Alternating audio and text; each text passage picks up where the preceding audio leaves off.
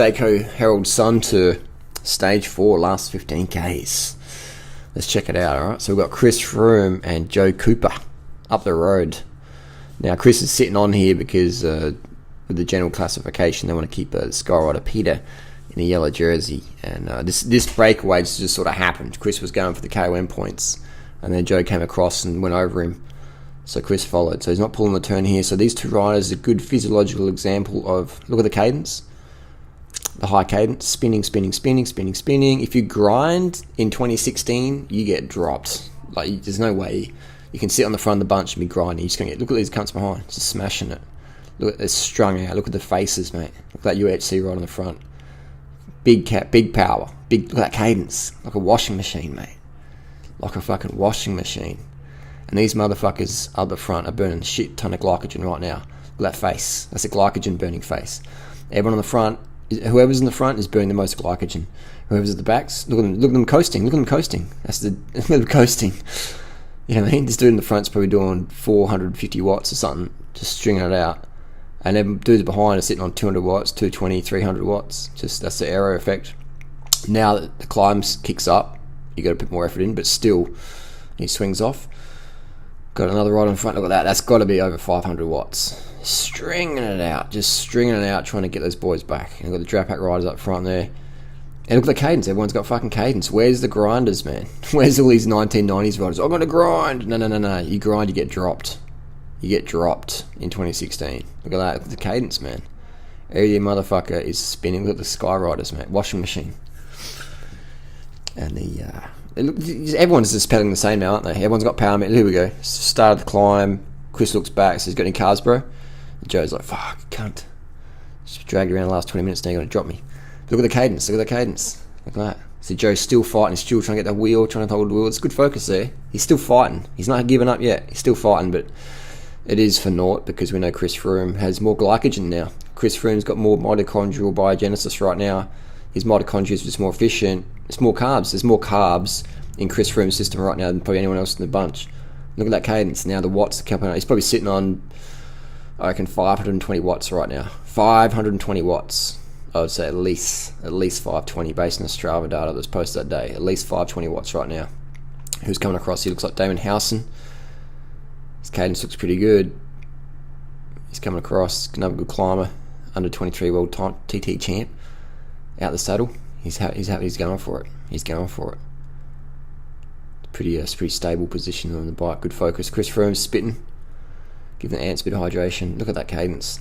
And those people out there who said Chris Froome, that was that GCN comment. GCN said Chris Froome is doing low carb diet right now.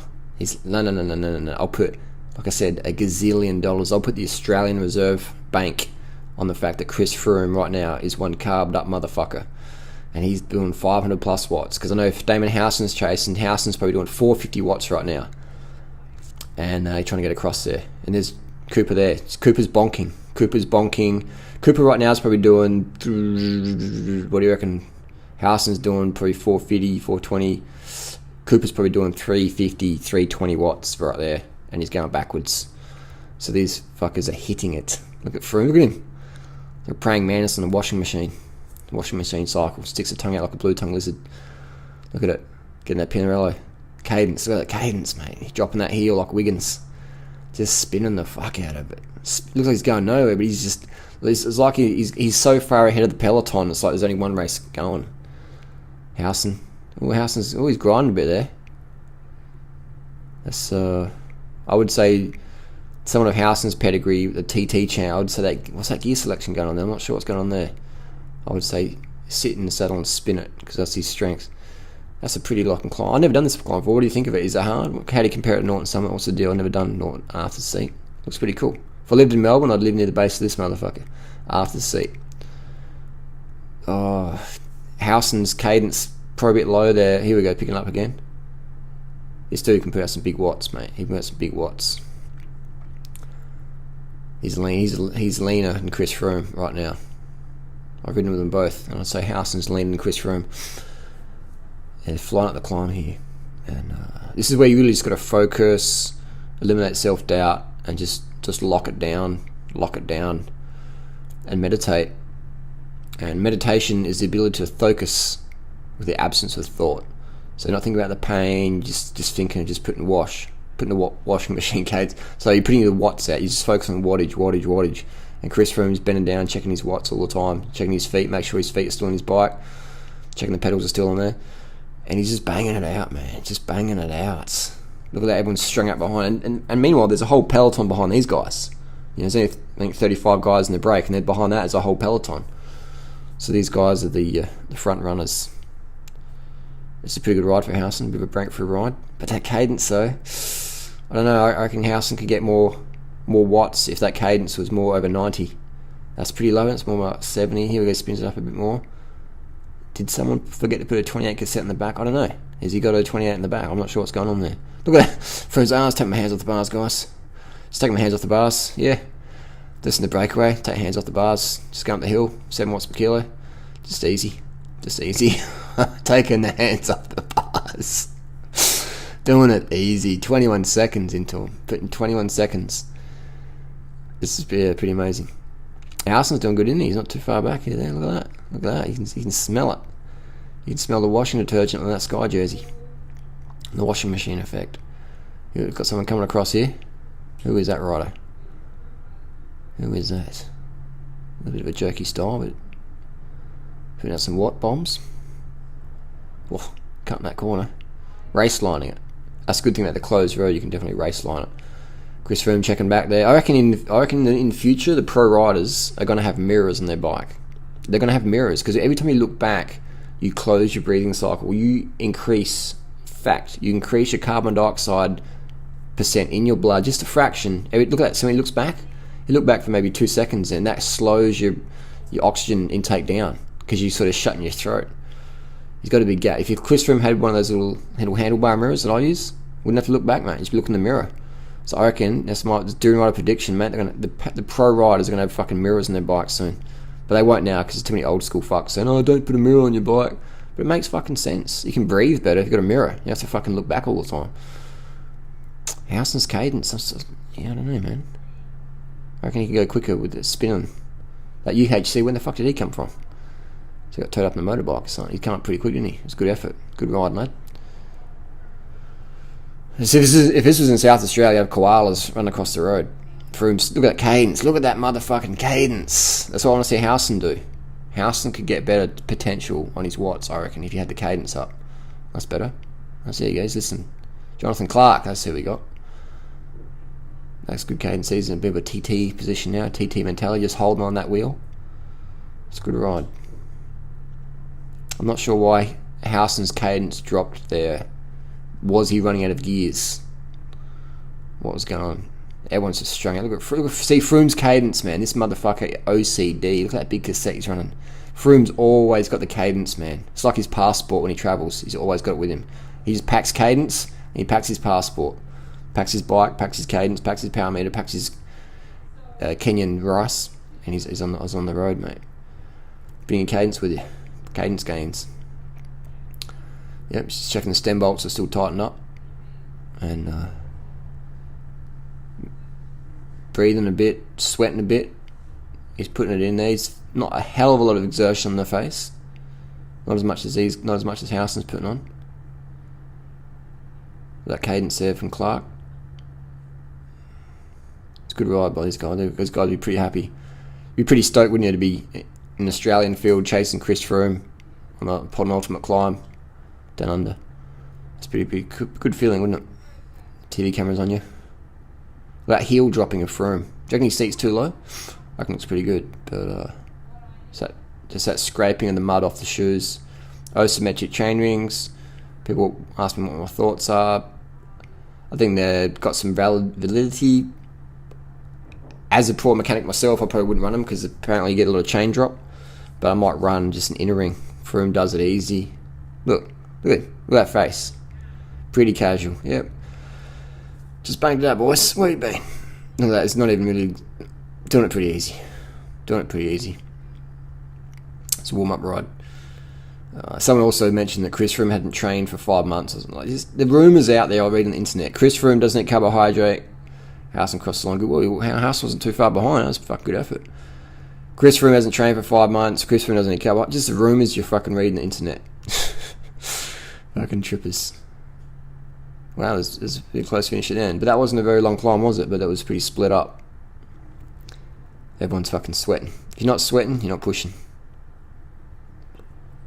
And this was where there was a bit of banter going on with Pat Shaw and Kenya. Wonder what went on there. But he's looking back. Well, someone dropped the bike just there. That's a good sign. You've gone hard if you drop your bike. You're gassed out. So what are these guys drinking? Hang on, they should be drinking fucking coconut oil or something. Water and sugar. No.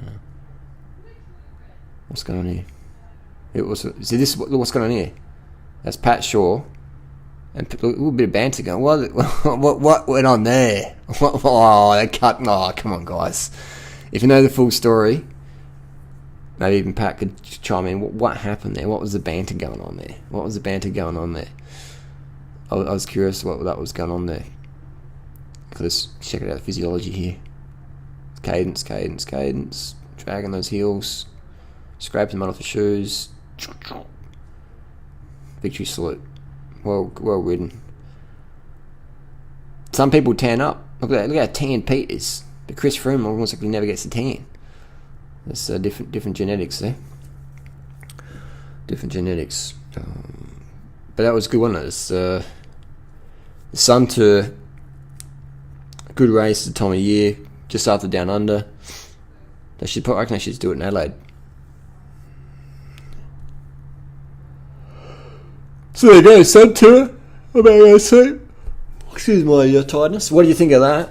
Again, what we see there, we saw cadence. We saw glucose-derived ATP-fueled performance. We didn't see any low carb going on there. All right, everyone's having drinks, waters, sugars, maltodextrin. I remember Cadell Evans. I was talking with Cadell Evans in 2003, and Cadell was having a drink. And this is before Cadell Evans was famous in Australia, in the mountain bike scene. And I was saying, Cadell, what are you drinking? He goes, maltodextrin. I said, what's your program? He goes, straight away, knock back a litre of water, and then boom, have some maltodextrin, some sugars, to get the glycogen going on. Because next day recovery, I was like, oh.